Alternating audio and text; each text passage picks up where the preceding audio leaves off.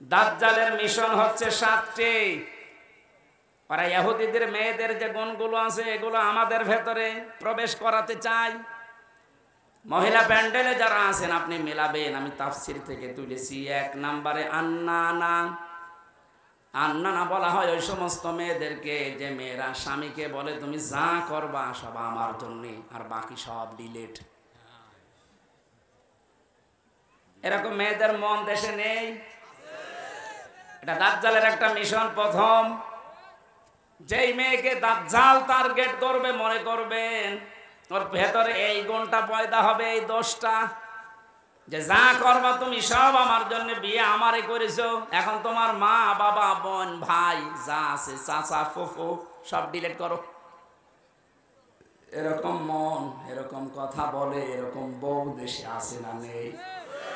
আপনি বিশ্বাস করতে পারেন ওই মহিলাকে দাজ্জাল টার্গেট করেছে ওকে জাহান্নামে নেওয়ার জন্য। 2 নম্বরে মান্নানা, যে মহিলা খালি খোঁটা দেয়, বাবার বাড়ির কথা তুলে মাঝে মাঝে স্বামীর মনে কষ্ট দেয়, খোঁটা দেয়, তুমি আমারে চেনো, আমি চেয়ারম্যানের মেয়ে, আমার ভাই একটা মাস্তান। 3 নম্বরে হান্নানা, যে স্বামীর খেদমত করা দরকার এটা করে না, আর উল্টা খেদমত নেয়। যদি বলেন একটু আমি যে 8 ঘন্টা ডিউটি করে আসলাম, একটু পানি দাও, তুমি ডিউটি করেছ আমি কি বসেছিলাম? পানি নিজে ঢেলে খাবার, আমার একটু ঢেলে দাও। 4 নম্বরে বেশি কান্নানা, অহংকারী, হয়তো সম্পদের, রূপের অথবা বংশের। সব সময় যারা অহংকার করে চলে শয়তানের টার্গেটে পরিণত হয়েছে। 5 নম্বরে বেশি হাদ্দাকা, স্বামীর পছন্দের যারা গুরুত্ব দেয় না। নবীজি জানিয়েছেন বাজার থেকে যদি স্বামী কিছু নিয়ে আসে, পছন্দ যদি নাও হয় সামনাসামনি কোনো কথা বলবা না। অথচ আপনি আপনার টার্গেট মতো সমর্থ মতো এত কষ্ট করে একটা শাড়ি নিয়ে আসবেন, জীবনও ওর মনই পাবেন না। এরকম বউ আছে? কার হাত তোলেন তো। একজন।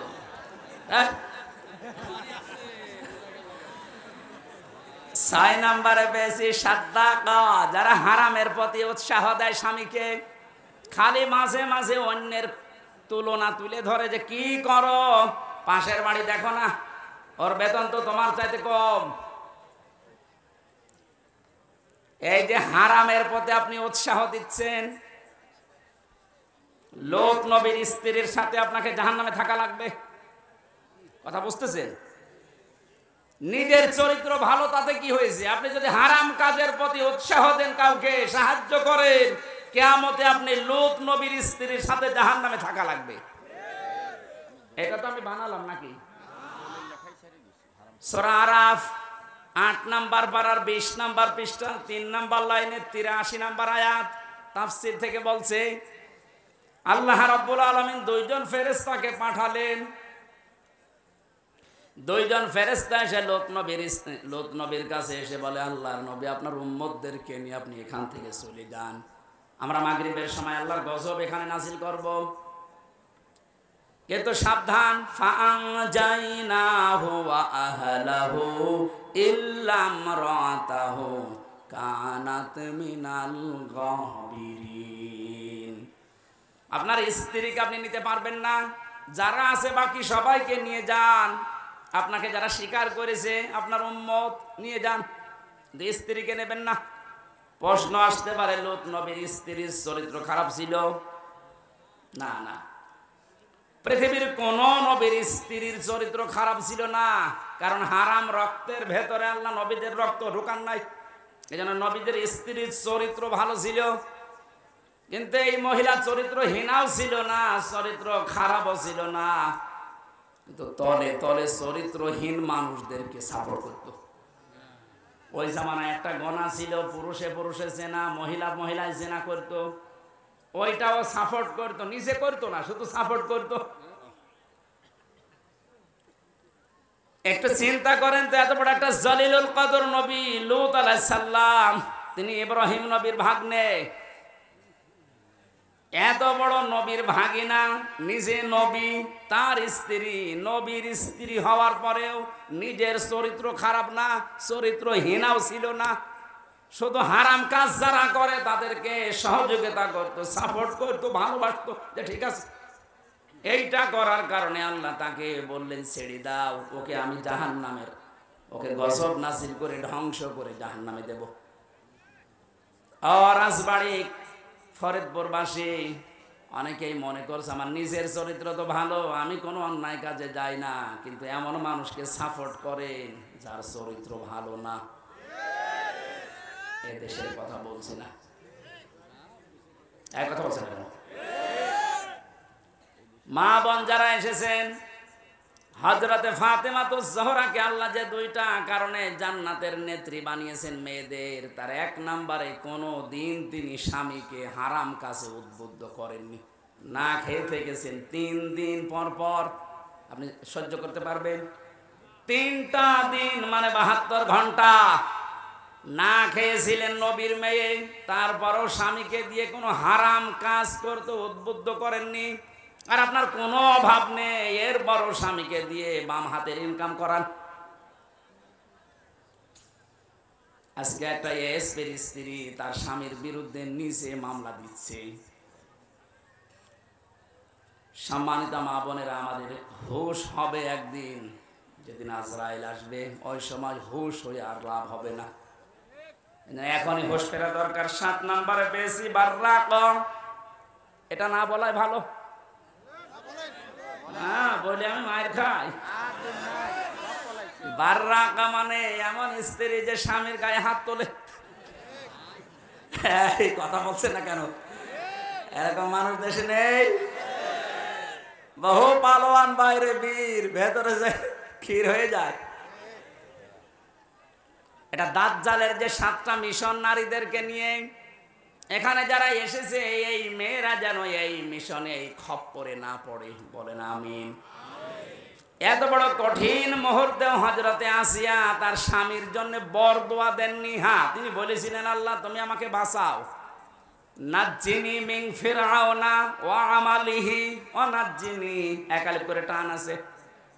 তুমি আমার স্বামীর অত্যাচার এবং যাদেরকে দিয়ে অত্যাচার করাচ্ছে এই জালেমদের কবল থেকে তুমি আমাকে বাঁচাও, কিন্তু আমার স্বামীর উপরে তুমি গজব দিও না। এত বড় কঠিন মুহূর্তেও যদি বরদোয়া না দিতে পারে, আপনার কি হয়েছে? একটা সাবান কম হলে আপনি খোঁটা দেন, বরদোয়া দেন, উল্টা পাল্টা কথা বলেন। পরীক্ষিতা নারী হওয়ার জন্য 28টা গুণ মেয়েদের অর্জন করা লাগে। সূরা নিসার ভেতরে ধারাবাহিকভাবে আল্লাহ দিয়েছেন। ইবনে কাসির তাফসীরটা মেয়েদেরকে পড়াবেন। আমার আজকের আলোচনার বিষয় ওইটা না, শুধু নামকরণটা বললাম। সূরা মুমতাহিনা শব্দের শাব্দিক অর্থ পরীক্ষিতা নারী। কি নারী? পরীক্ষিতা নারী। যে সমস্ত মেয়েরা পরীক্ষা দিয়ে পাশ করেছে তাদের ভেতরে 6টা গুণ আপনি হে নবী দেখতে পাবেন। এরা যখন আপনার কাছে বায়াত নেবে বলে আসবে, তাদেরকে আপনি বলবেন, মেয়েরা এসেছিল নবীজির কাছে, এসে বলে হে রাসূল আমরা আপনার সাথে হাত মিলাতে চাই। ইবনে কাসির মুফাসসির বলেন বিশ্ব নবী জানিয়েছেন ওই সময় আমি মেয়েদের বেগানা মেয়ের সাথে হাত মিলাই না। অথচ বাংলাদেশে আমরা বহু পীরের নামে কলঙ্ক দেখছি, ওরা মেয়েদেরকে পর্যন্ত মুরিদ বানায়। এই কথা বলছেন? পুরুষের জন্য মহিলাকে মুরিদ বানানো, তার খেদমত নেওয়া জায়েজ আছে? বলেন বলেন। এগুলো যারা করছেন না বুঝে করছেন, আপনি থামেন। বিশ্বনবী জানিয়েছেন হ্যাঁ এই পৃথিবীতে 3টা জিনিস আমার কাছে সবচাইতে বেশি প্রিয় লাগে, ভালো লাগে। তার 1 নম্বরে আমার নিজের স্ত্রী। কার স্ত্রী? নিজের স্ত্রী। জাওজাতি, আমার নিজের স্ত্রী ভালো লাগে আমার কাছে, আমাদের কাছে স্ত্রী ভালো লাগে, তবে নিজেরটা ছাড়া অন্যেরটা। কথা বলছেন? এই জন্য হাজারো মানুষের দেখবেন লাইন চলছে এখনো। এই যে পরকিয়া প্রেম যারা করেন এখনই থামেন, নয়তো 3টা ক্ষতি হয়ে যাবে দুনিয়ায় আর 3টা আখিরাতে। পরকীয়া প্রেমে যারা লিপ্ত আছেন, আপনার 1 নম্বরে চেহারার উজ্জ্বলতা নূর আল্লাহ নষ্ট করে দেবে। 2 নম্বর আপনার হায়াত আস্তে আস্তে কমে যাবে। 3 নম্বরে যখন মারা যাবেন ঈমান পাবেন না, একটা সংসার নষ্ট করার জন্য বেঈমান হয়ে মরবেন। এ লাইনে আছে নাকি এলাকায় কেউ? যদি থাকেন আপনি থেমে যাবেন আশা করছি। বিশ্বনবী বলেন 2 নম্বরে আমার কাছে নামাজ ভালো লাগে, 3 নম্বরে আমার কাছে সুগন্ধি ভালো লাগে। এই 3টা আমাদের কাছেও যেন ভালো লাগে, সেই ব্যবস্থা আল্লাহ করে দেন। বলেন আমিন।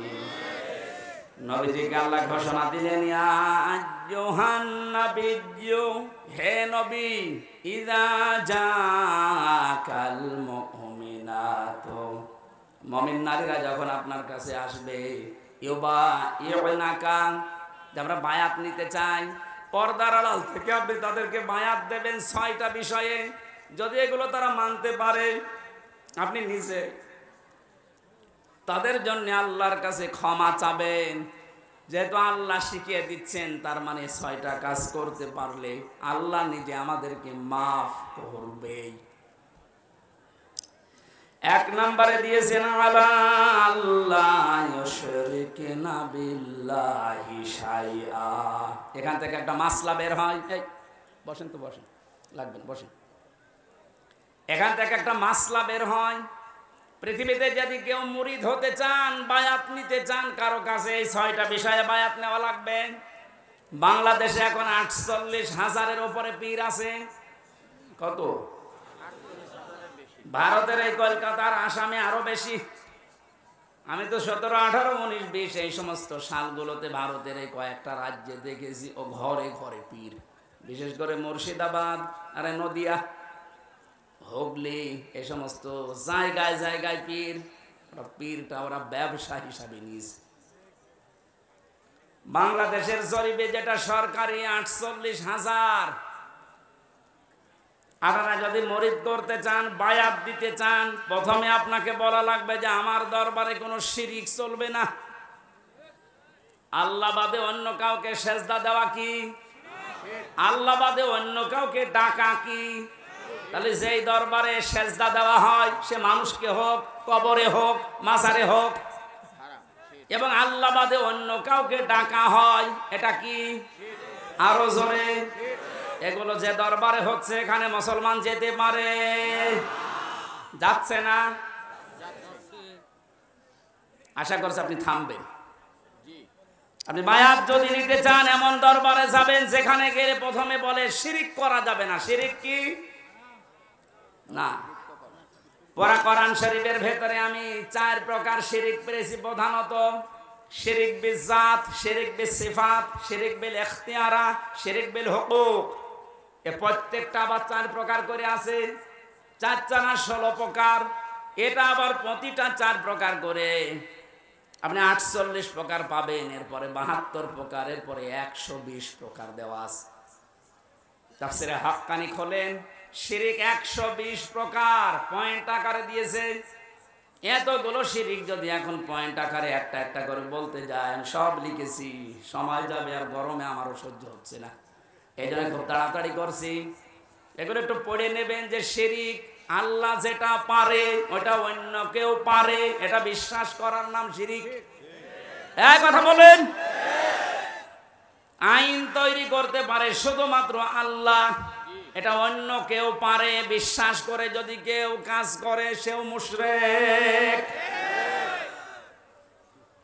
এখানে 53 বছর তো চললো, আমরা দেখলাম। বাবা চালিয়েছিল, স্বামী চালিয়েছিল, চাচাও চালিয়েছে 9 বছর, বউ চালিয়েছে অনেক দিন, ভাবিও চালিয়েছে, সবাই চালিয়েছে মানুষের তৈরি করা নিয়ম নীতি, আইন কানুন দিয়ে। এটার সাথে দ্বিমত আছে? বলেন বলেন। 53 বছরে কাঙ্ক্ষিত মানের শান্তি আপনি দেখলেন কেমন? এখন তো শুধুমাত্র দেখতে বাকি আছে, এই কোরআন দিয়ে দেশ চললে কেমন দেখা যায়।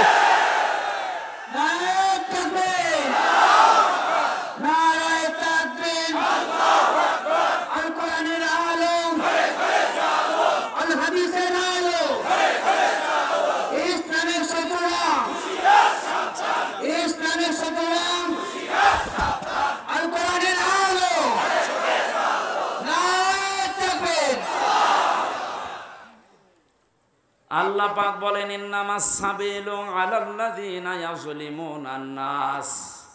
সূরা শূরা 25 নম্বর পারার 6 নম্বর পৃষ্ঠা 13 নম্বর লাইনের 42 নম্বর আয়াতের প্রথম অংশে আছে তাফসিরে ফি জিলালিল কোরআন।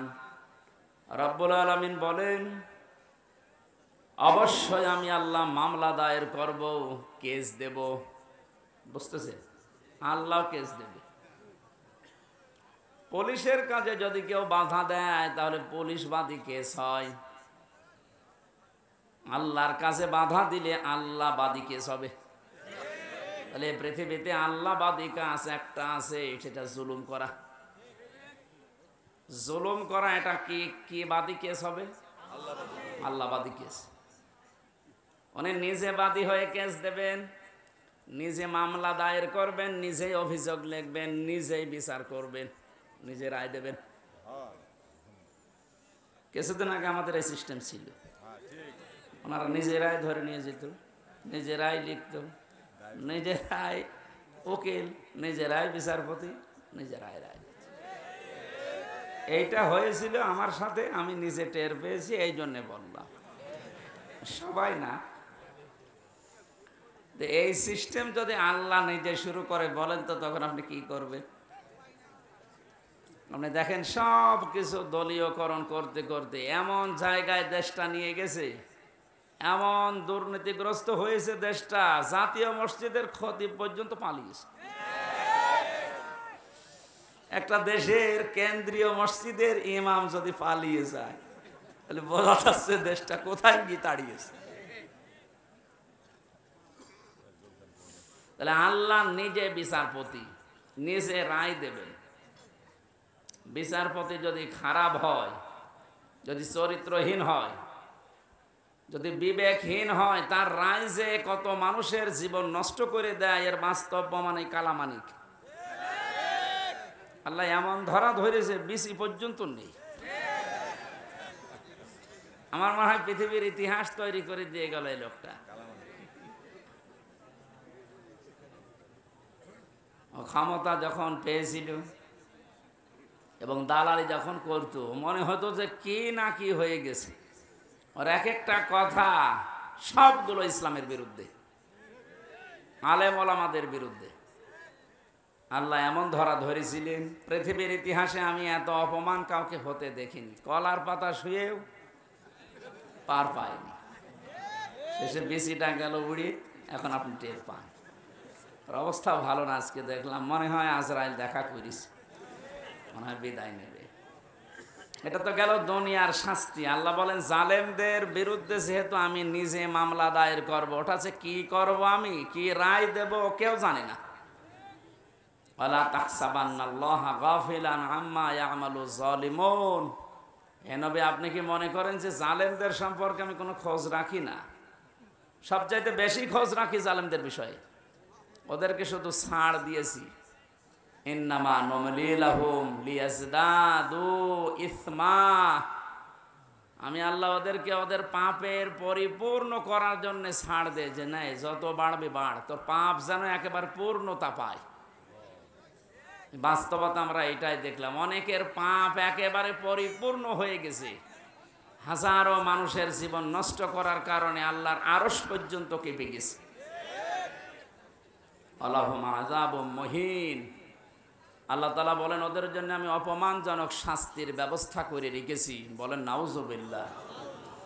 এই জন্য যারা জালেম, আপনার দুনিয়া শেষ, আপনার আখিরাতও শেষ। আপনি আরো ভয়ঙ্কর বিপদের দিকে যাচ্ছেন।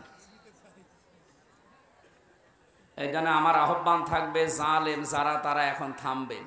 কারণ জালেমের কিন্তু তওবাও কবুল হয় না। ফেরাউনের তওবা কবুল হয়েছিল, কিন্তু এতটুকু বলেছিল আন্নাহু লা ইলাহা ইল্লাল্লাহ বলতে পারেনি। ও যখন ডুবে যাচ্ছিল, একবার উপরে ওঠে আবার পানির নিচে যায়। ফেরেশতা জিবরাইল এসে কাঁদা হাতে নিয়েছিল। তাফসিরে ফি জিলালিল কোরআন। ও যখন বলবে লা ইলাহা ইল্লাল্লাহ বলতে যাবে, তখন এসে মুখের উপরে কাদা লাগিয়ে বলছে তোর আর বলার দরকার নেই, কারণ তুই যা করেছিস এই জন্য যারা অত্যাচারী হয়, যারা জুলুমবাজ হয়, এই মানুষগুলো যদি মনে করে শেষে ভালো হয়ে যাব, না, তাদের আর তওবা কবুল হয় না।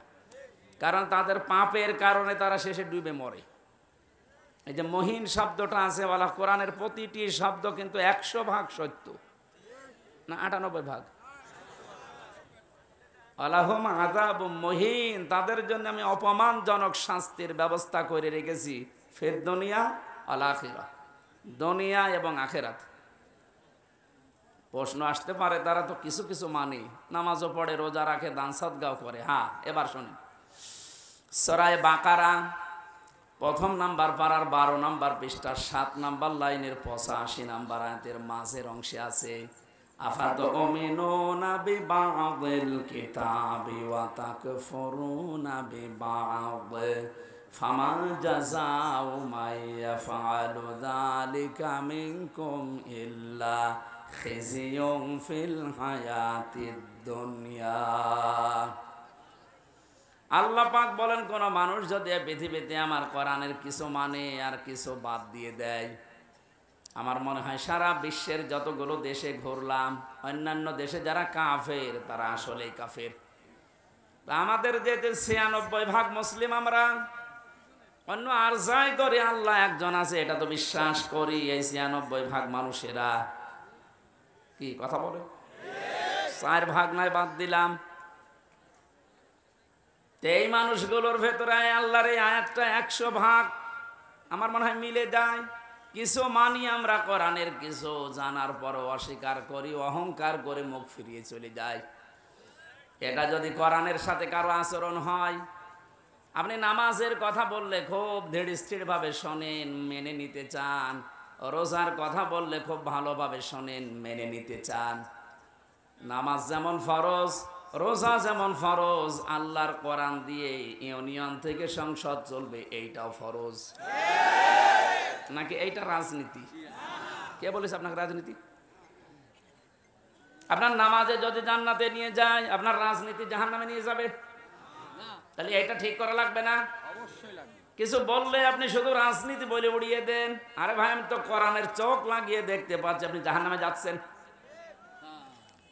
এটা যদি শুধু দুনিয়ার সাথে সম্পর্কিত হতো, আল্লাহর কসমে যে কোরআন আমি বলতাম না।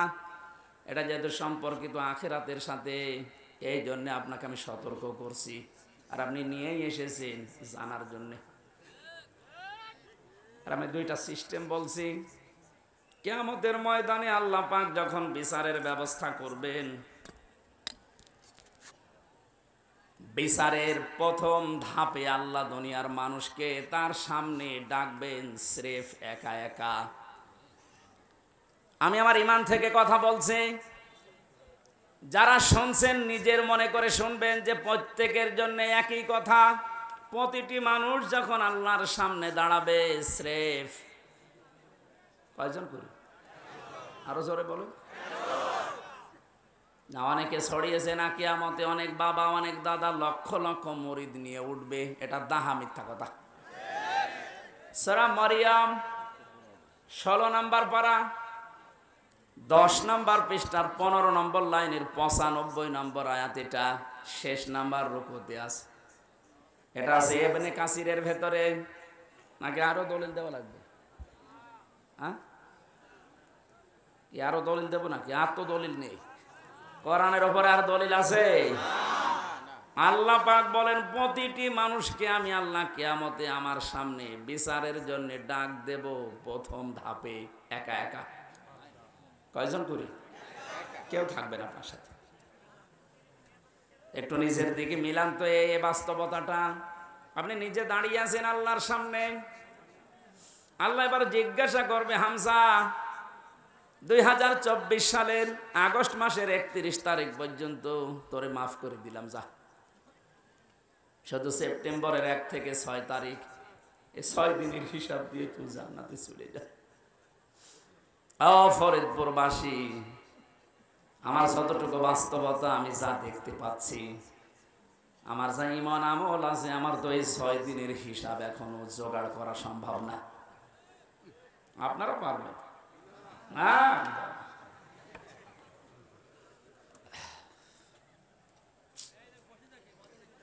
কথাটা শুনতে যত সহজ মনে হচ্ছে, বাস্তবতায় গেলে অত সহজ পাবেন না। আল্লাহর সামনে নিজেকে দাঁড় করান, যার জন্য আপনি অবৈধ পথে ইনকাম করছেন, অবৈধ পথে বেছে নিয়েছেন, কি হবে এদের দ্বারা? কোরআনে কারীম সতর্ক করছে, লাং তানফাকুম আরহামুকুম ওয়ালা আওলাদুকুম ইয়াউমাল কিয়ামাহ ইয়াফসিলু বাইনাকুম ইন্নাল্লাহা আল্লাহু বিমা তা'মালুনা বাসীর। সূরা মুমতাহিনার 2 নম্বর আয়াতে আছে লাং তানফাকুম, এটা 3 নম্বর আয়াত। মজারের আগে যদি লান আসে অর্থ হয় কখনো সম্ভব না। এখানে অনেক আলেম বসে আছে, এই যে লাং তানফা নাফায়াং ফাও, এটা মজারে, এর আগে লাং দিয়েছেন। আল্লাহ নিজে গ্যারান্টি দিচ্ছেন কখনোই সম্ভব না, কখনোই উপকার করতে পারবে না। তোমাদের সম্পদ আদি, তোমাদের সন্তান আদি, কিয়ামতের ময়দানে কেউ তোমার উপকারে আসবে না। আল্লাহর এই কথাটা যদি আমরা 100 ভাগ বিশ্বাস করতাম, এই দেশে হাজারো মানুষের অবৈধ ইনকাম বন্ধ হয়ে যেত। আমরা ওই যে কিছু ভাষা বিশ্বাস করি, এই জন্য আমাদের অবৈধ পথ বন্ধ হয় না।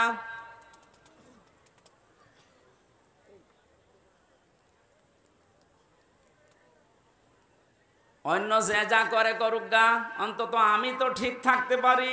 জীবন চলে গেলেও কার জন্য কি করব? আমার সন্তানের জন্য, স্ত্রীর জন্য। এরা সব কিছু আমার থেকেই পার্থক্য করে দেবে আল্লাহ।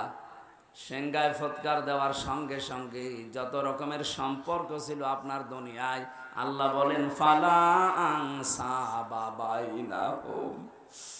নসবের বহু বছর আনসাব, কোন সম্পর্ক আর বাকি থাকবে না, সব কাট করে দেবেন। যা নিজের স্ত্রীকে দেখার পরও বলবেন কে তুমি?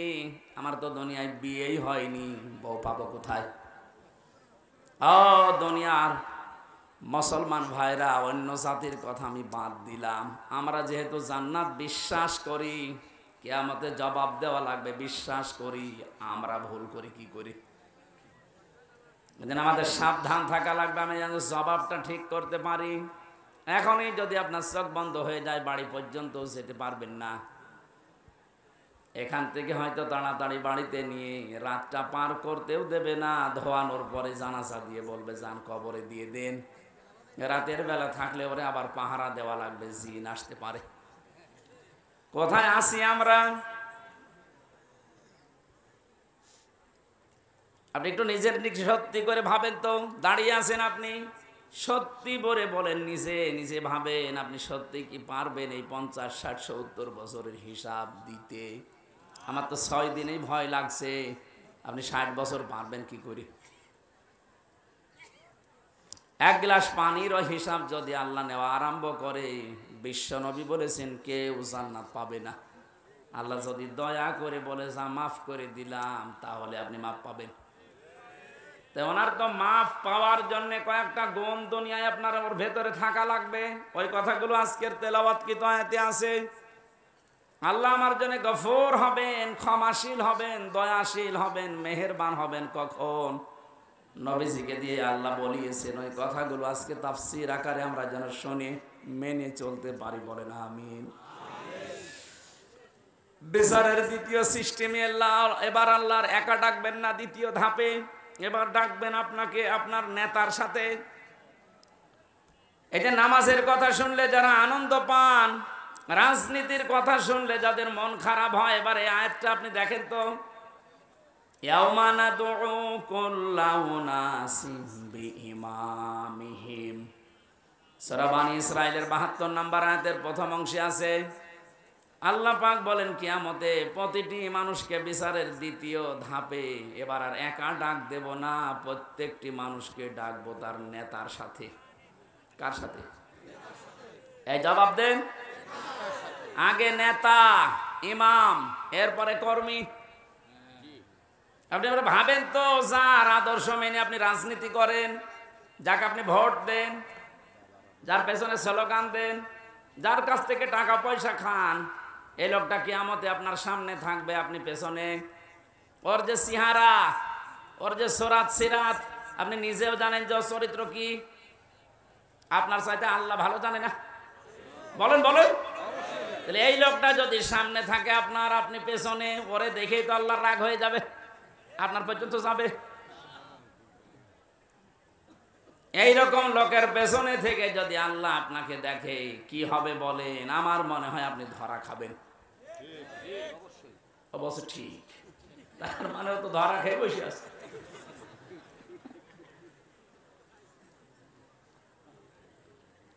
না, আসলে তো ঠিকই বলেছে, কারণ যেরকম চলে ঠিক ওই রকমই কায়দায় বলছে। আমরা যেন ধরা না খাই, এই জন্যই তো সতর্ক করছি।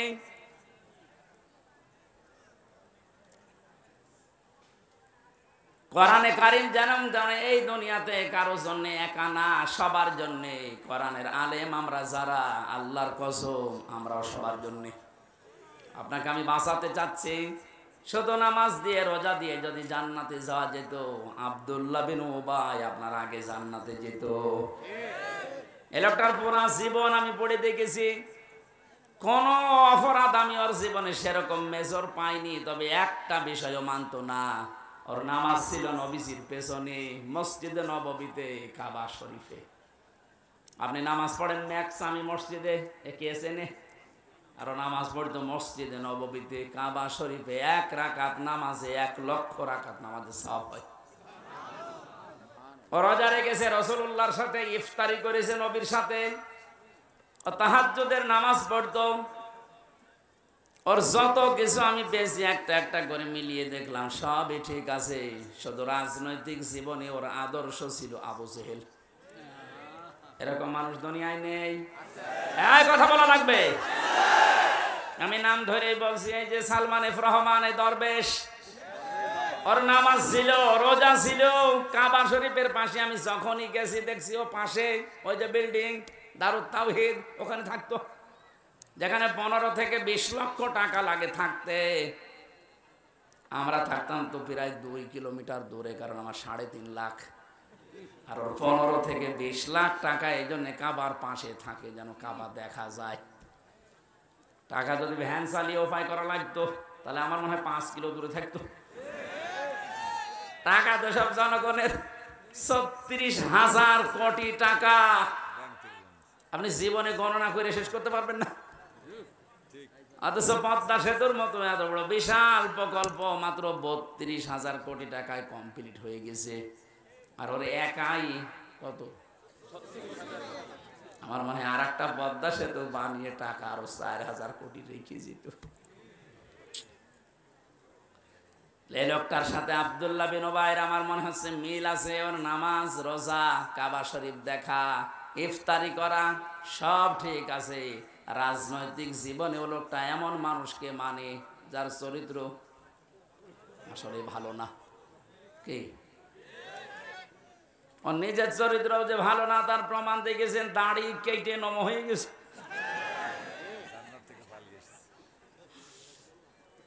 প্রশাসনের লোক যখন ধরতে গেছে ওরা কিন্তু চিনতে পারে নাই। আর একটা ছিল নম, আইনের চেয়ারে বসে শুধু বেআইনি কথা বলতো। এই লোকটারে যখন ধরে নিয়ে যাচ্ছিল এই আইনমন্ত্রী, অবশ্য আমি একা কেন, ওই যে বেশ ওর দাড়ি কই, দাড়ি কেটে ফেলে দিয়েছে। যেই লোকটা এত বড় ভাওতাবাজি করতে পারে মানুষের সাথে, যে রাসূলুল্লাহর সুন্নাত, দাড়ি কি হামজার সুন্নাত? কার সুন্নাত? অপরাধ বোধ কত বেশি, নিজে কাজ করেছে এই জন্য তো অপরাধী। এত ভয় যে রাসূলুল্লাহর গলায় ছুরি লাগিয়ে দিয়েছে, যা আমার দরকার নেই, আমি আগে বাঁচতে চাই। আল্লাহ বাঁচতে দিয়েছে, এখন পচা ডিম খাচ্ছে।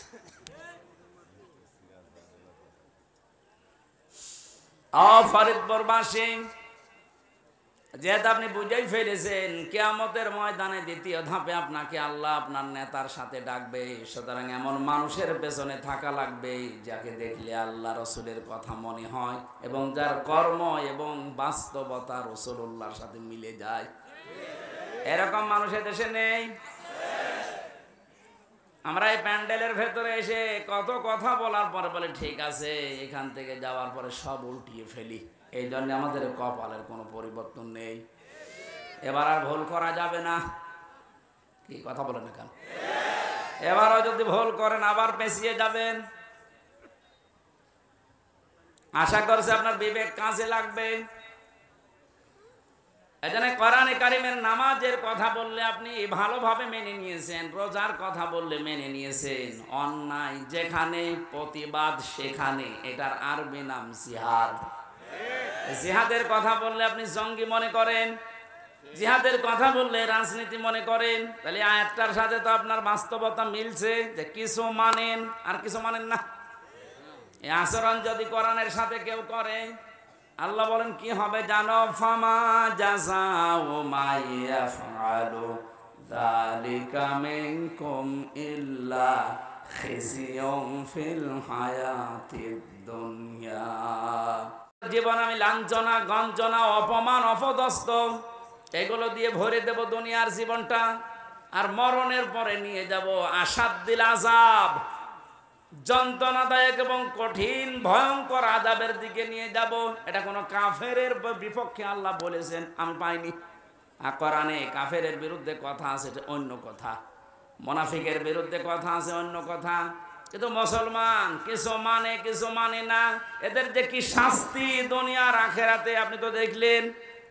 দুনিয়ায় আমরা কিছু মানুষকে দেখতে পাচ্ছি যে অপমানকর শাস্তি আল্লাহ ব্যবস্থা করে দিচ্ছে। আর আসাদ্দিল আযাব যেহেতু দিয়েছেন ইসমে তাফসিল, এটা সুপারলেটিভ ডিগ্রি, এর উপর আর কোনো শব্দ আরবিতে নেই। আল্লাহ বলেন এমন যন্ত্রণাদায়ক ভয়ঙ্কর কঠিন আযাবের দিকে মরণের পরে নিয়ে যাব, ওটা আমি আল্লাহ ছাড়া আর কেউ জানে না। এজন্য জালেম যারা, আপনাদের দুনিয়া শেষ হয়ে গেছে, আখিরাত তো আপনি শেষ করে ফেলেছেন। আপনাদের জন্য বড় আফসোস লাগে আমাদের। আমরাও যদি কোনো জুলুম করি আমরা নিজেরা আজকে থেকে থেমে যাব। কারণ জালেম, মাজলুম এই দুইটা শব্দ ভয়ঙ্কর। ইত্তাকি দাওয়াতাল মাজলুম ফাইন্নাহা লাইসা বাইনাহু ওয়া বাইনাল্লাহি হিজাব। নবীজি বারবার জানিয়েছেন উম্মতেরা, যাই করো মজলুমের বরদুয়া থেকে নিজেকে বাঁচিয়ে রাখবা। কারণ মজলুমের বরদুয়া আর আল্লাহর ভেতরে কোনো হেজাব, পর্দা থাকে না, সরাসরি কবুল হয়ে যায়। আজকে কোরআনে কারিমের এই ময়দানে যারা এসেছে কিছু কথা শোনার জন্যে, প্রথমে দোয়া করে নিচ্ছি, আল্লাহ আমার জীবনে যেন কোনো জুলুম না থাকে, আমার দ্বারা কেউ যেন মাজলুম না হয়ে যায়, তুমি আমাকে রক্ষা করবা, বলেন আমিন। যিনি আমাদেরকে এই মাহফিলে নিয়ে এসেছেন আমরা তার শুকরিয়া আদায় করছি, আলহামদুলিল্লাহ। দরুদ আর সালাম পড়ছে আমাদের নবী মুহাম্মদ রাসূলুল্লাহ সাল্লাল্লাহু আলাইহি ওয়াসাল্লামের প্রতি। আমাদের আজকের আলোচনার বিষয় হচ্ছে আল্লাহ নিজে আদেশ দিচ্ছেন, হে রাসূল, 6টা গুণ যারা অর্জন করবে দুনিয়ায় আপনি তাদের জন্য আমার কাছে ইস্তেগফার করেন, ক্ষমা চান। ক্ষমা করার মালিক একচ্ছত্র কে বলেন তো? আল্লাহ। দুনিয়ার কোনো পীরের আছে? নবীজির আছে? না। ক্ষমা করতে পারে শুধুমাত্র আল্লাহ নিজে। ফাসাব্বিহ বিহামদি রাব্বিকা ওয়াস্তাগফির, আপনি ইস্তেগফার করেন আল্লাহর কাছে, তার তাসবিহ তাহলিল আদায়ের মাধ্যমে আপনি ইস্তেগফার করেন। ইন্নাহু কানা তাওয়াবা, কারণ তিনি তাওবা কবুলকারী, ইস্তেগফার কবুলকারী। আমার ভালোভাবে শিক্ষা নেওয়ার বিষয় এখানে এইটা, যেহেতু তাওবা কবুল করবেন একজন, তিনি আল্লাহ, তিনি নিজে শিখিয়ে দিচ্ছেন, নবীজি এই 6টা গুণ যাদের ভেতরে আছে আপনি তাদের জন্য আমার কাছে ক্ষমা চান। তাহলে এটা ক্ষমা করার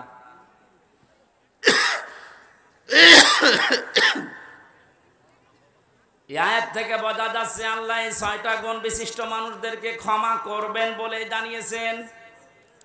আমাদের এখন বুদ্ধিমানের কাজ হবে এই 6টা গুণ দুনিয়া থেকে অর্জন করে তারপরে বিদায় নেওয়া। কথা বলেন না কেন? আসুন আমরা দেখি আমাদের ভেতরে এগুলো আছে কিনা। সূরা মুমতাহিনা 12 নম্বর একটা মাত্র আয়াত পড়েছি। মমতাহিনা শব্দের শাব্দিক অর্থ হচ্ছে পরীক্ষিতা নারী। কি নারী? যারা পরীক্ষা দিয়ে উত্তীর্ণ হয়ে গেছে। এ পৃথিবীতে বহু নারী জীবনী আমি পড়েছি, সর্বোত্তম জীবনী আমার কাছে 6 জনের মনে হয়েছে। এই মানুষগুলো পরীক্ষা দিয়ে উত্তীর্ণ হয়ে তারা জান্নাত অলরেডি আল্লাহ পেয়ে গেছে। তার ভেতরে 1 নম্বরে হযরতে আসিয়া। হযরতে আসিয়া আলাইহিস সালাম এত বেশি পরীক্ষা দিয়েছিলেন তার ইমানের উপরে টিকে থাকতে গিয়ে। পৃথিবীর মানুষরা যদি হিসাব করে, হিসাব মিলানো সম্ভব না। শুধুমাত্র ইমানের উপরে টিকে থাকতে গিয়ে হাতের ভেতরে তিনি পেরেক লাগিয়ে দিয়েছে তার নিজের স্বামী, পায়ের ভেতরে পেরেক লাগিয়েছে, মাথার উপরে গরম তেল ঢেলে দিচ্ছে, কপালের ভেতরে শলাকা লাগিয়েছে। এ কঠিন অবস্থায় হযরতে আসিয়া দেখলেন আল্লাহ পাক জান্নাত জিবরাইলকে দিয়ে পাঠিয়ে দিয়েছে। তিনি জান্নাত দেখলেন, ডাক দিয়ে বললেন, ইযি ক্বালাত রাব্বি ইবনিলি ইনদাকা বাইতান ফিল জান্নাতি ওয়া নাজ্জিনি মিন ফিরআউনা ওয়া আমালিহি ওয়া নাজ্জিনি মিনাল কওমিজ যালিমিন। হযরতে আসিয়া ডাক দিয়েছেন, রব্বুল আলামিন তুমি আমার জন্য জান্নাতের ভেতরে একটা ঘর বানিয়েছো, এভাবে না তৈরি করি তুমি যেখানে আসো ওই জায়গায় একটা ঘর আমার জন্য বানিয়ে দাও, যেন সব সময় তোমারে আমি দেখতে পারি। হযরত আসিয়া 2 নম্বর কথা বলেছিলেন, ওয়ানাজ্জিনি মিন ফিরআউনা ওয়া আমালিহি ওয়ানাজ্জিনি মিনাল কওমিজ যালিমিন। এই মেয়েরা আসেনি? একটু খেয়াল করবেন এবার। সম্মানিতা মা বোনেরা, অনেক বেশি ভালোবাসি আপনাদেরকে, আমি চাই না আপনারা জাহান্নামী হয়ে যান। তাকান পরীক্ষিতা নারী কাদেরকে বলে, কি পরীক্ষা তিনি দিয়েছিলেন। এত বড় কঠিন মুসিবত বিপদ, এত বড় বিশাল শাস্তির ভেতরে হযরতে আসিয়া তিনি তার স্বামীর জন্য বরদোয়া দেননি।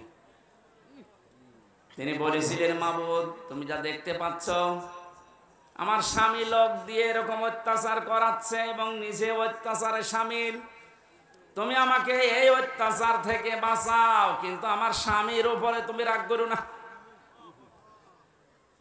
ও বাংলার মা বোনেরা, এদেশে পুরুষ নির্যাতন, নারী নির্যাতন করলেই মামলা হয়ে যায়, কিন্তু পুরুষ নির্যাতনের কোনো মামলা নেই। আমি জেলখানায় 3টা বছর থেকে অনেক কিছু দেখেছি। আর এখানে 100 ভাগের প্রায় 60 ভাগ লোক শুধু এই দাম্পত্য কলহ নিয়ে জেল খাটতেছে। মেয়েদের এই ছোট মনের কারণে পেরিয়ে ওঠে না। সে প্রত্যেকে কি হুজুর বলেন আর কি খেজুর বলেন, এদের এই মানুষগুলো যদি একটু মন উদার করতো, আমার মনে হয় পরিবারে আমাদের শান্তি আরো ফিরে আসতো। বাস্তব দেখেছি যে জল্লাদটা এখন আছে, আগে তো শাহজাহান ছিল, ও মারা যাওয়ার বের হয়ে মারা গেছে, এখন নতুন একজন দায়িত্ব পেয়েছে, ইলিয়াস, চট্টগ্রামে বাড়ি। লোকটাকে একদিন বললাম, ভাই কি অবস্থা বলেন তো। আমার বলছে, হুজুর আমার এখন 35 বছর বয়সে আমি জেলখানায় এসেছি, এর 17 বছর ছিলাম আমি সৌদি আরবে, আর আমার এখন ফাঁসির আসামি আমি। আমার যদি এখন যাবজ্জীবন হয়ে জেল খাটা লাগে, কমপক্ষে 22 বছর জেলে থাকা লাগবে। 35 থেকে 17, এরপরে 22, হিসাব করে দেখেন 74 বছর হবে। কত? 74 বছর বয়সে লোকটা জেলখানা থেকে বের হবে। খুব বড় অপরাধ করে গেছে না, পুরা জীবনে আমি শুনেছি যে কি কি করতেন। সৌদি থেকে 17 বছর পরে বের হলাম, দেশে আসার পরে বিয়ে করলাম। বিয়ে করার পরে আমার বোর সাথে আমার মায়ের মিল নেই, সব জিনিস আমি চাহিদা মতো পূরণ করেছি, কিন্তু মাকে আর ওই ছোট বোনকে কিছু দিলে ওর মন খারাপ হয়ে যায়। দিন রাত নেই, সব সময় শুধু মনোমালিন্য, ঝগড়া। শেষ পর্যন্ত আর পারলাম না যে আমার সম্পদ আমার মাকে দেই, আমার বোনকে দেই, ওর সমস্যা কি। সংশোধন করার জন্য একটা থাপ্পড় দিয়েছিলাম, ও ছাতা গেছে ময়ূরি, মানে একটু জোরে। এই লাগবে না, বস। মারা যাওয়ার পরে তো বউ মারা কেস, প্রথমে ফাঁসি হয়ে গেল, এরপরে যাবজ্জীবন। এখন 22 বছর থাকা লাগবে আমার, 11 বছর চলছে। আমার তো বের হতে হতে আমার বয়স হয়ে যাবে 74 বছর। কি করব আমি? আমারে বলছিল আপনি তো ওয়াজ করেন, বাইরে যে অন্তত একটু বলেন যে আমার মতো বিপদে যেন কেউ না পড়ে, কারণ আমি খুব বড় অপরাধ করিনি, আমি তো ঠিক রাস্তায় ছিলাম। মাঝখান থেকে একটু মিস্টেক হয়ে আমার জীবনটাই নষ্ট হয়ে গেল। ইলিয়াসের বউ এখনো পর্যন্ত আছে বাইরে। ইলিয়াসের যখন শুনেছে যে ওর যাবজ্জীবন জেল হয়ে গেছে, প্রথমে ফাঁসির কথা শুনে মেয়েটাকে কি, সে তো মারা গেছে, তার যে শাশুড়ি ছিল, এই শাশুড়ি এবং শ্বশুর পরবর্তীতে ওর মা বাবার উপরে এই মেয়েটার জন্য বহু অত্যাচার চালিয়েছিল। ভেতরে যেহেতু যোগাযোগ বিচ্ছিন্ন ছিল, কষ্টের কথাগুলো যখন এসে এসে আমার কাছে বলতো, আমি নিজেই কেঁদে ফেলতাম যে এই লোকটা তো সেরকম মেজর অপরাধ না, আর তো মারার জন্য মারে নাই, শুধু সংশোধনের জন্য একটা থাপ্পড় দিয়েছিল, ছাতা মরে গেছে। এর স্ত্রীর যদি মনটা উদার হতো, মন যদি বড় হতো, নবীজির হাদিস যদি এই মেয়েটা মানত, বিশ্ব নবী জানিয়েছেন পৃথিবীর মেয়েরা তোমরা যদি মনে করো যে আমার স্বামীর হায়াত বেড়ে যাক, আরো বেশি দিন বেঁচে থাক, আমার স্বামীর সম্পদ সম্মান আরো বেড়ে যাক, তাহলে স্বামীকে মাঝে মাঝে বলবা তার রক্তের সম্পর্ক যেগুলো, এগুলো যেন অটুট রাখে, ঠিক রাখে। পৃথিবীর মানুষের সবচেয়ে বেশি রক্তের সম্পর্ক তার মায়ের সাথে, এক কথা বলেন কেন? এই জন্য পুত্রবধূ যারা বসে আছেন, আমার যতটুকু বাস্তবতার জ্ঞান আছে আমি দেখেছি, এই দেশে আমরা যারা জামাই আছি, এটা মনে হয় রেকর্ড হয়ে কালকে আমার ম্যাডাম শুনবে, শুনুক, কপালে যা আছে হবে। আমরা জামাইরা যেভাবে আমাদের শাশুড়িকে শ্বশুরকে যেইভাবে দেখি, যেই নজরে দেখি, আর যেভাবে আচরণ করি, বউগুলো যদি তার হাফ আমার মা বাবার সাথে, আমাদের মা বাবার সাথে ওইটা করতো, এই দেশে কোনো ছেলে আলাদা হওয়া লাগতো না। একটু বেশি বলে ফেললাম না? ঠিক মানে 100 ভাগ ঠিক। আপনি অনেকে মনে করেন আমি নামাজ পড়ি, রোজা রাখি, আমি কালো বোরকা পরে বাজারে যাই, আমি জান্নাত পাবো না। মানে কিসের জান্নাত? আপনি তো মানুষের অধিকার নষ্ট করেছেন, আপনি একটু উদার হতে পারেন না? কি করবেন আপনি সম্পদ বেশি নিয়ে? এই মেয়েটাকে খারাপ করার পেছনে ওই মেয়েটার মা আর ওর বড় বোন ওখান থেকে শুধু বুদ্ধি দেয়, এই তাড়াতাড়ি আলাদা হয়ে যা, আরামে খেতে পারবি। হ্যাঁ, এখানে তাকবীর দেওয়ার দরকার,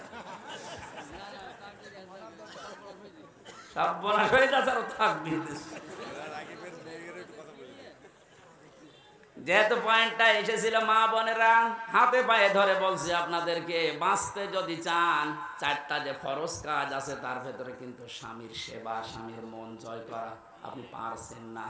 শয়তানের ধোকায় হোক, হ্যাঁ শয়তান তো বসে নেই, আপনাদেরকে জাহান্নামে নিতে চায়, এই জন্য স্বামীর গুরুত্ব আপনার মন থেকে তুলে দিয়েছে। অথচ নবীজি জানিয়েছেন, আমি যদি এই পৃথিবীতে আল্লাহ বাদে কাউকে সেজদা করার অনুমতি দিতাম, মেয়েদের কানে কানে বলতাম স্বামীর পায়ে সেজদা করো। কত দামি জিনিস, আর তাকে ধরে ধরে আপনি অপমান করেন, মারেন।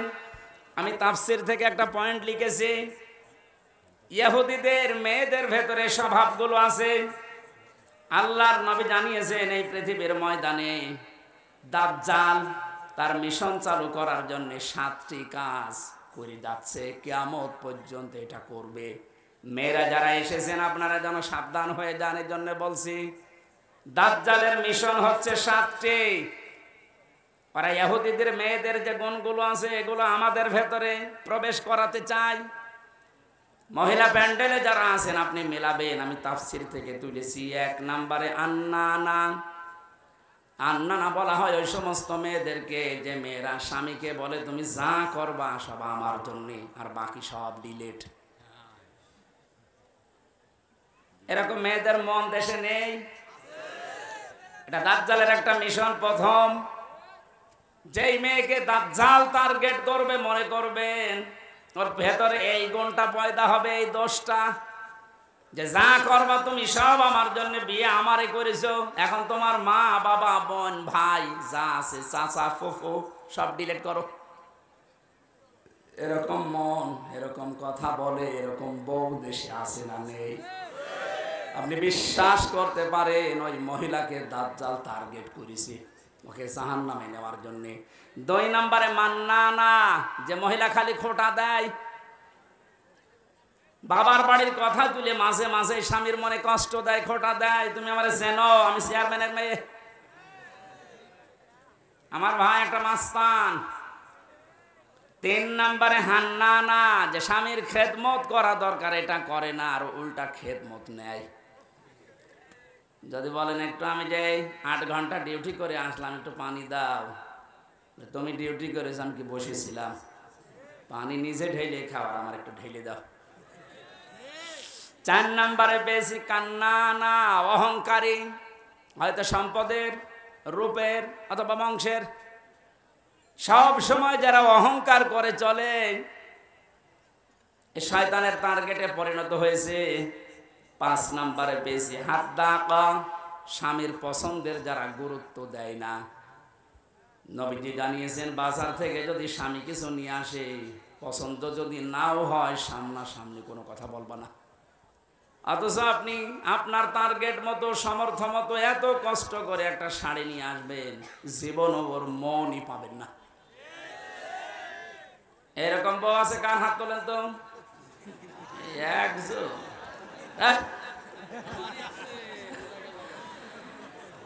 6 নম্বরে বেশি সাদ্দাকা, যারা হারামের প্রতি উৎসাহ দেয় স্বামীকে, খালি মাঝে মাঝে অন্যের তুলনা তুলে ধরে, যে কি করো, পাশের বাড়ি দেখো না, ওর বেতন তো তোমার চাইতে কম। এই যে হারামের প্রতি আপনি উৎসাহ দিচ্ছেন,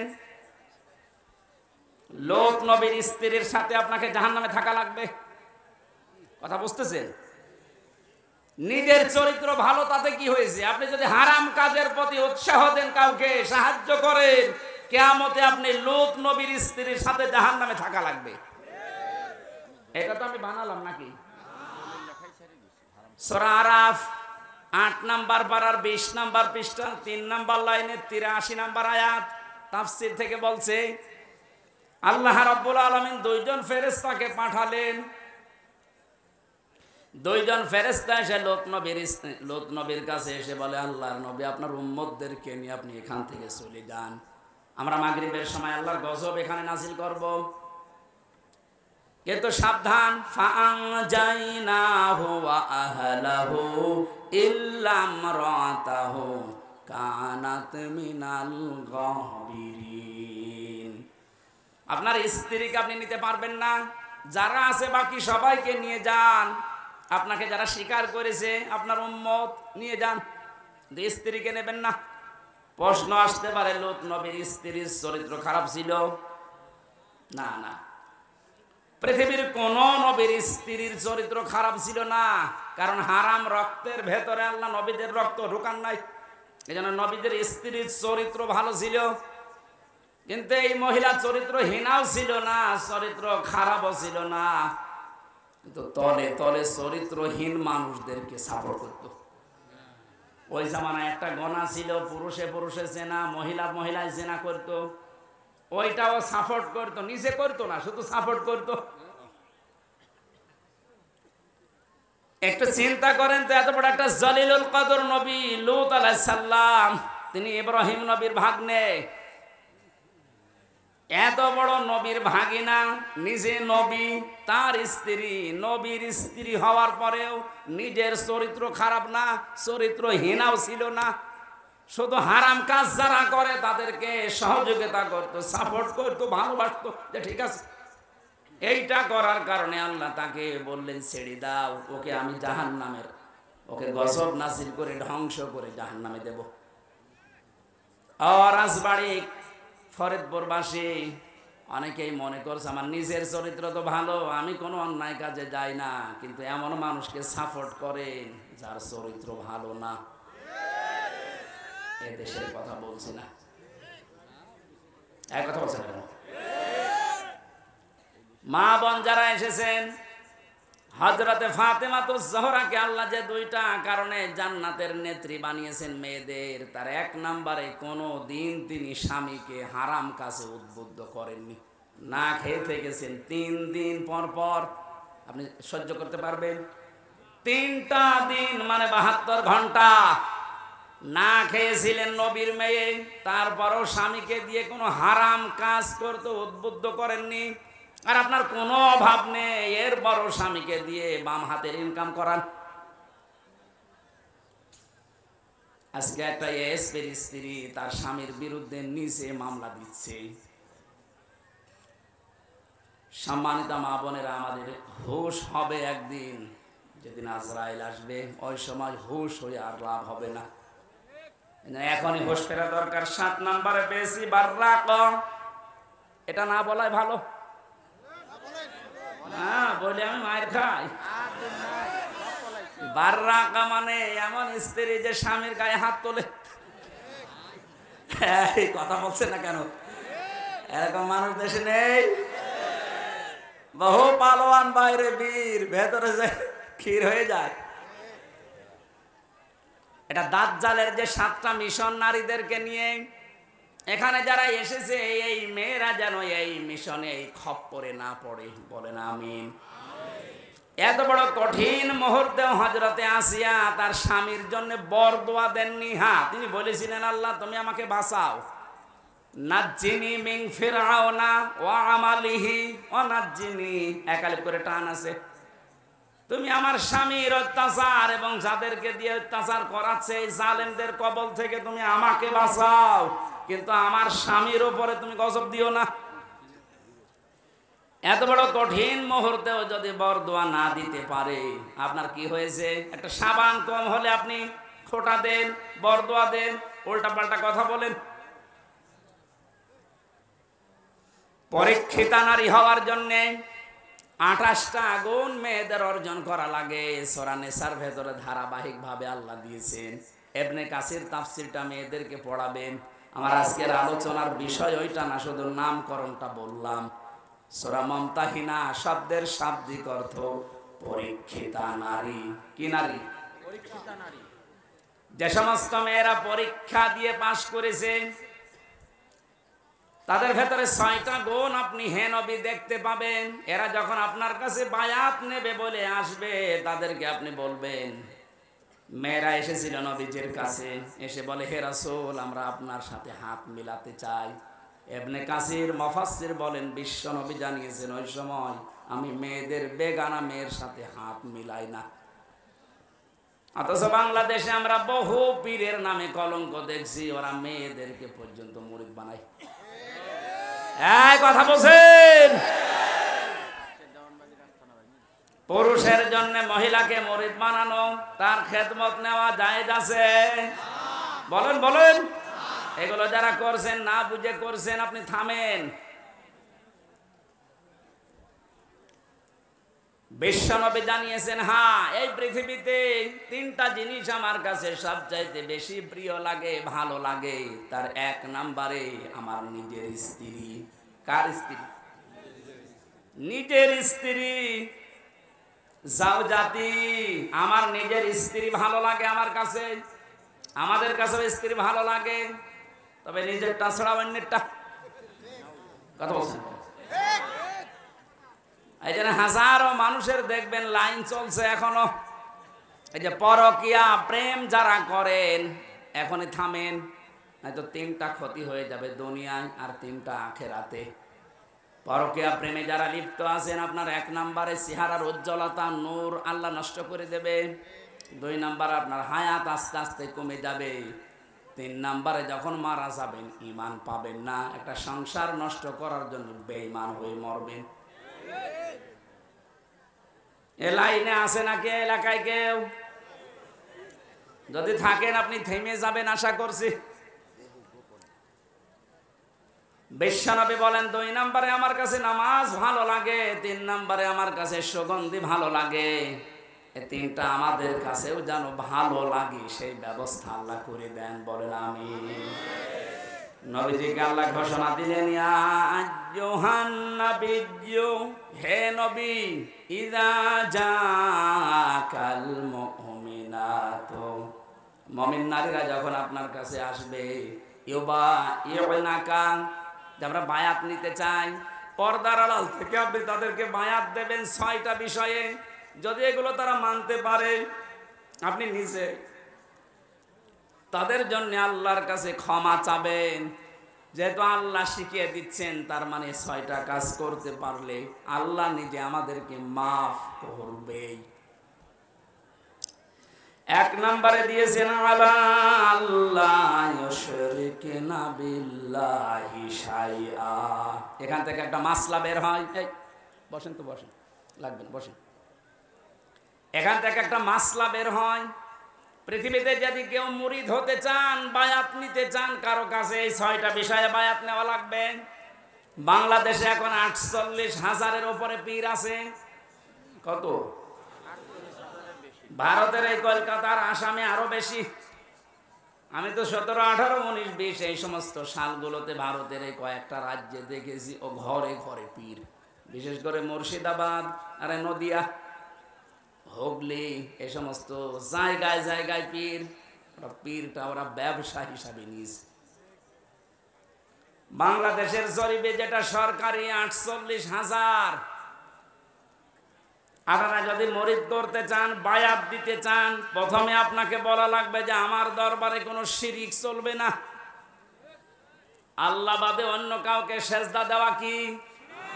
আল্লাহ বাদে অন্য কাউকে ডাকা কি? তাহলে যেই দরবারে সেজদা দেওয়া হয়, সে মানুষকে হোক, কবরে হোক, মাজারে হোক, এবং আল্লাহ বাদে অন্য কাউকে ডাকা হয়, এটা কি? আরো জোরে। এগুলো যে দরবারে হচ্ছে, এখানে মুসলমান যেতে পারে? যাচ্ছে না? আশা করছি আপনি থামবেন। আপনি বায়াত যদি নিতে চান, এমন দরবারে যাবেন যেখানে গেলে প্রথমে বলে শিরিক করা যাবে না। শিরিক কি? না। পুরা কোরআন শরীফের ভেতরে আমি 4 প্রকার শিরিক পেয়েছি প্রধানত। শিরিক বিল জাত, শিরিক বিল সিফাত, শিরিক বিল ইখতিয়ারা, শিরিক বিল হুকুক। এ প্রত্যেকটা আবার 4 প্রকার করে আছে। 4 4 16 প্রকার। এটা আবার প্রতিটা 4 প্রকার করে আপনি 48 প্রকার পাবেন। এরপরে 72 প্রকার, এরপরে 120 প্রকার দেওয়া আছে। তাফসীরে হাক্কানি খোলেন, শিরিক 120 প্রকার পয়েন্ট আকারে দিয়েছে। এতগুলো শিরিক যদি এখন পয়েন্ট আকারে একটা একটা করে বলতে যায়, আমি সব লিখেছি, সময় যাবে, আর গরমে আমারও সহ্য হচ্ছে না। এই জন্য খুব তাড়াতাড়ি করছি। এগুলো একটু পড়ে নেবেন যে শিরিক, আল্লাহ যেটা পারে ওটা অন্য কেউ পারে, এটা বিশ্বাস করার নাম শিরিক। এক কথা বলেন। আইন তৈরি করতে পারে শুধুমাত্র আল্লাহ, এটা অন্য কেউ পারে বিশ্বাস করে যদি কেউ কাজ করে, সেও মুশরিক। এখানে 53 বছর তো চললো, আমরা দেখলাম। বাবা চালিয়েছিল, স্বামী চালিয়েছিল, চাচাও চালিয়েছে 9 বছর, বউ চালিয়েছে অনেক দিন, ভাবিও চালিয়েছে, সবাই চালিয়েছে মানুষের তৈরি করা নিয়ম নীতি, আইন কানুন দিয়ে। এটার সাথে দ্বিমত আছে? বলেন বলেন। 53 বছরের কাঙ্ক্ষিত মানের শান্তি আপনি দেখলেন কেমন? এখন তো শুধুমাত্র দেখতে বাকি আছে, এই কোরআন দিয়ে দেশ চললে কেমন দেখা যায়।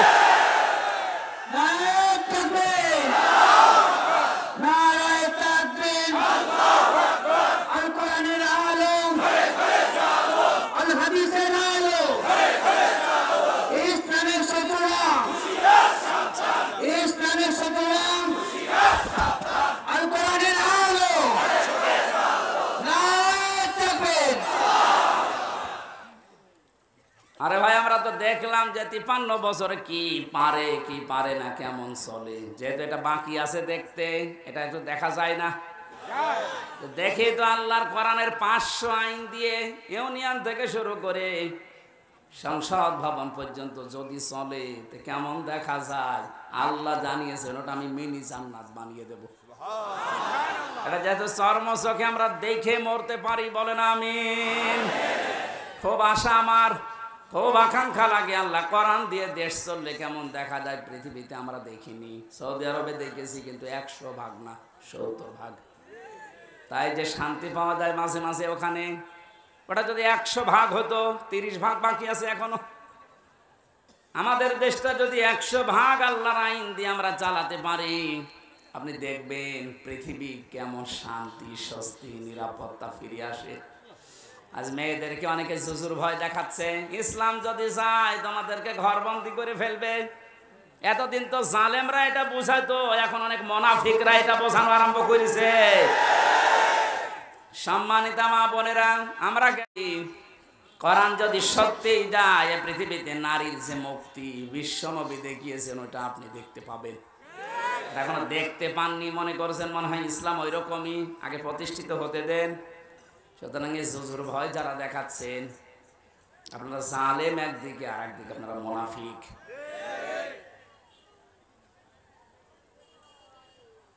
শিরিক যদি আমরা এখন শিরিক বিল জাত, শিরিক বিল সিফাত, শিরিক বিল ইখতিয়ারা, শিরিক বিল হুকুক এভাবে পয়েন্ট আকারে একটা একটা করে শুরু করি, আল্লাহ যেটা পারে ওইটা অন্য কেউ পারে বিশ্বাস করার নাম শিরিক।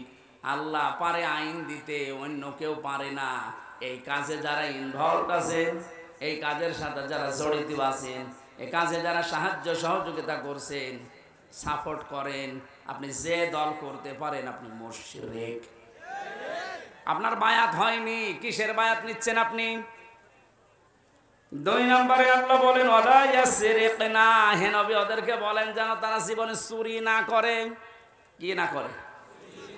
চুরি নেই দেশে? বেগম পাড়া এমনি তৈরি হয় বাবার টাকা দিয়ে, বেগম পাড়া বানাচ্ছেন, সব চুরি করা টাকা।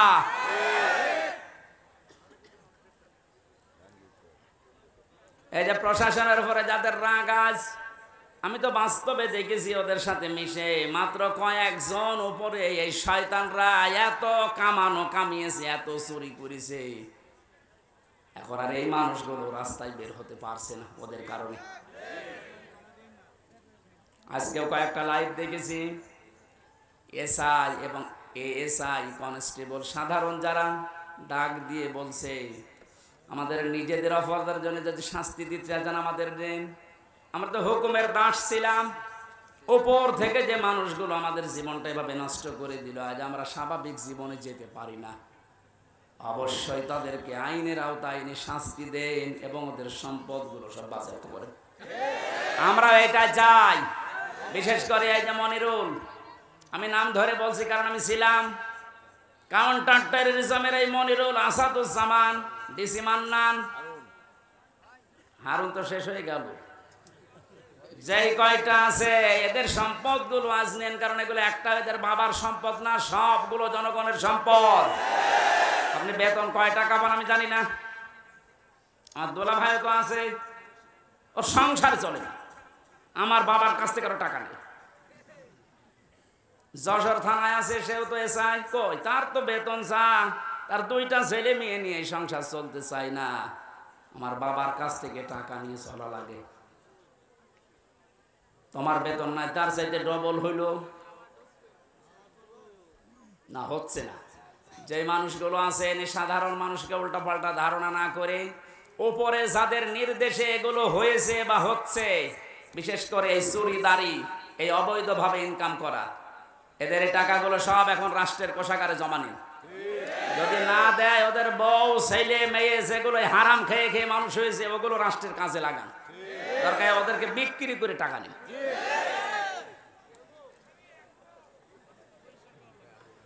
চুরির এইটা যদি আমরা শপথ নিতে পারতাম যে চুরি করব না, চুরি বন্ধ করব, এ দেশটা কিন্তু দাঁড়িয়েছে তো। এক দরবেশই যদি এত টাকা চুরি করে থাকে, বাকি যারা দরবেশের ভান ধরিস তাদের অবস্থা কি? ওরা ইয়াসিনা, জেনা করা যাবে না। এ জেনা শুধু হাতের জেনা, মুখের জেনা, চোখের জেনা, অন্তরের জেনা, লজ্জা স্থানের জেনা। এই জেনাগুলো আজ বন্ধ করার জন্যে যে যেখানে আসি ওই জায়গা থেকে দায়িত্ব নেওয়া লাগবে, বিশেষ করে মেয়েদের আগে। কারণ জেনা এ শব্দ শুরুই আল্লাহ করেছেন মেয়েদের দিয়ে। আসানিয়াতু আসানি ফাজলিদু কুল্লা ওয়াহিদিন মিনহুমা মিয়াতা জালদা। আল্লাহ পাক বলেন জেনাকারিনী এবং জেনাকারী আগে কার নাম? মেয়েদের নাম। এই জন্য মা বোনেরা আপনারা নিজেদেরকে কন্ট্রোল করেন। এই মোবাইলটা, এই ফেসবুক এবং কম্পিউটার, এই সমস্ত জিনিস দিয়ে আজ মানুষ জেনার লাইনে এগিয়ে যাচ্ছে। আগে হ্যালো হ্যালো, এরপরে শেষ পর্যন্ত লজ্জা স্থান দিয়ে শেষ হয়। যে এলাকায়, যে দেশে, যে অঞ্চলে জেনা বেড়ে যায়, প্রকাশ্য হোক গোপনে হোক, ওখানে আল্লাহর 8টা গজব নাজিল হয়। কয়টা?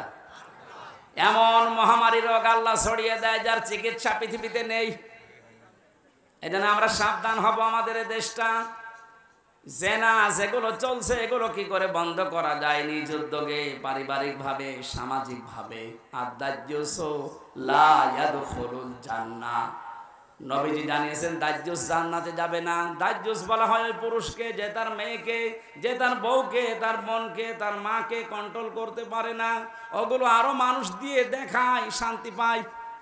এই পৃথিবীতে একটা মাত্র প্রাণী আছে যে তার লজ্জা স্থান উল্টা করে মানুষকে দেখিয়ে আনন্দ পায়, তার নাম কুকুর। নাম কি? লজ্জা স্থান ঢেকে রাখার জন্য কিন্তু অনেক বড় লেজ আল্লাহ তাকে দিয়েছে, কিন্তু লেজ উল্টো করে দেখায়। কথা বলছে না কেন? আপনার শরীর ঢাকার জন্য এত বড় কাপড়ের ব্যবস্থা, 12 হাত, এরপরও আপনার পেট দেখা যায়, এরপরও আপনার পিঠ দেখা যায়। কুকুর যেমন নিজের লজ্জাস্থান থেকে আনন্দ পায়, আপনিও এক প্রকার কুকুর।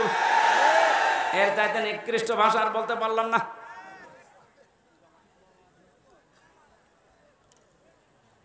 আশা করছি আপনি থামবেন। একটা মহিলা যদি বেপরদা জেনা এই সমস্ত করার কারণে জাহান্নামী হয়ে যায়, কমপক্ষে 4 জন পুরুষ কিয়ামতের সঙ্গে নিয়ে যাবে। প্রথমে তার বাবাকে, এরপরে বড় ভাইকে, এরপরে স্বামীকে, এরপরে বড় ছেলেকে। আপনি বলেন তো, এক একজন মহিলা যেভাবে চলছে আজ, এভাবে যদি চলতে চলতে ওরা জাহান্নামে যায়, আমাদেরকে যারা 4 জনের নাম বললাম, হয়তো আমি কারো বাবা, নাই স্বামী, নাই বড় ভাই, নাই বড় ছেলে, জান্নাত পাওয়া সম্ভব হবে? এই জন্য কন্ট্রোল হবে। জেনার পরিবেশগুলো বন্ধ করা দরকার আস্তে আস্তে। আল্লাহ পাক বলেন ওয়ালা ইয়াকতুলনা ওয়ালাদাহুন্না, খাবারের ভয়ে সন্তানকে হত্যা করো না। এখানে কয়েকটা মাসলা বের হয়। আপনাদের মনে হয় কষ্ট হয়ে যাচ্ছে নাকি? আমার তো কষ্ট হচ্ছে। আপনার একটা ফ্যানের ব্যবস্থা যদি করতেন আগে থেকে, এই ঝামেলাটা হতো না। এখন ওইভাবে হয়, মানুষ একবারে একজন দাঁড়িয়ে দাঁড়িয়ে বাতাস দিবে। ওর জীবন না, ওরে বাতাস দিয়াবেন। ফ্যান দিলে প্রথমে থেকে ভালো হতো। ওয়ালা ইয়াতিনা বিবহতানিন ইয়াফতারিনাহু বাইনা আইদিহিন্না, জেনে বসে কোনো মানুষ যেন একজনের ওপরে অপবাদ চাপিয়ে না দেন। এই সিদ্ধান্ত নিয়ে, এই বায়াত নিয়ে আমার কাছে আজকে থেকে যান।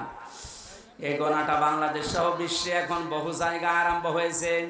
কিচ্ছু জানে না যে লোকটা, আন্দাজে তার উপর একটা অপবাদ দোষ চাপিয়ে তার জীবনটা ধ্বংস করে দেওয়া হচ্ছে। কথা বলেন ঠিক কিনা? বহু ভুক্তভোগী মানুষকে আমি জেলখানায় পেয়েছি, একেবারে নিরপরাধ, কিচ্ছু জানে না ও বিষয়ে, আন্দাজে দোষটা চাপিয়ে তার সংসারও শেষ, তার জীবনটাও শেষ করে দিলেন। এই গোনা আপনি মাপ পাবেন না। অপবাদ দেওয়া থেকে আমাদের বিরত থাকা লাগবে। খুব মারাত্মক অপরাধ এটা, অপবাদ। 6 নম্বরে আল্লাহ বলেন ওয়ালা ইয়াসিনাকা ফি মা'রুফিন ফাবাই'হুন্না, কোন ভালো কাজ যদি আপনি আরম্ভ করেন, সেই কাজের বিরোধিতা যেন আপনার সাথে না করে। এখানে আমরা কোনো ভালো কাজে আঞ্জাম দিলে দলমত দেখা যাবে না, ওই কাজে আঞ্জাম দেওয়া লাগবে। আজকে কোরআন প্রচার হচ্ছে বিনা দ্বিধায় নির্দ্বিধায়, কোনো পারমিশন লাগছে, কোনো ঝামেলা আছে? এই ভালো কাজে আমাদেরকে সাহায্য সহযোগিতা করা, যতটুকু পারা যায় এগিয়ে আসা লাগবে। এই 6টা কাজ যদি কারো ভেতরে পরিপূর্ণ এসে যায়, আল্লাহ পাক বলেন নবী ফাবাইনাকা ফাবাইহুন্না, এই 6টা গুণ যারা অর্জন করে তাদের বায়াত আপনি গ্রহণ করেন। আর আমি আল্লাহর কাছে তাদের জন্য বলেন ওয়াস্তাগফির লাহুন্নাল্লাহ, আল্লাহ তুমি এদেরকে মাফ করে দাও। ইন্নাল্লাহা গফুরুর রহিম, অবশ্যই আমি আল্লাহ ক্ষমাশীল দয়াবান। জোরে বলো সুবহানাল্লাহ। এই 6টা গুণ আমি সহ যারা এসেছি আমাদের বাস্তব জীবনে আল্লাহ যেন মেনে চলার তৌফিক দেন। পারিবারিক জীবন নিয়ে যে কথাগুলো বলছিলাম ওগুলো আমি বই আকারে জেলের ভেতরে লিখেছিলাম, যে পারিবারিক জীবনে দাম্পত্য কলহ এবং এর সমাধান করার জন্য যে 77টা বিষয় লাগে, যেগুলো এই ড্রাইভারের কাছে আছে, আপনার মেয়ের জন্যে, বউয়ের জন্যে, ফুফুর জন্যে, বোনের জন্যে, মায়ের জন্যে নিয়ে যাবেন, ওদেরকে পড়াবেন, পারিবারিক জীবনে শান্তি ফিরে আসবে ইনশাআল্লাহ।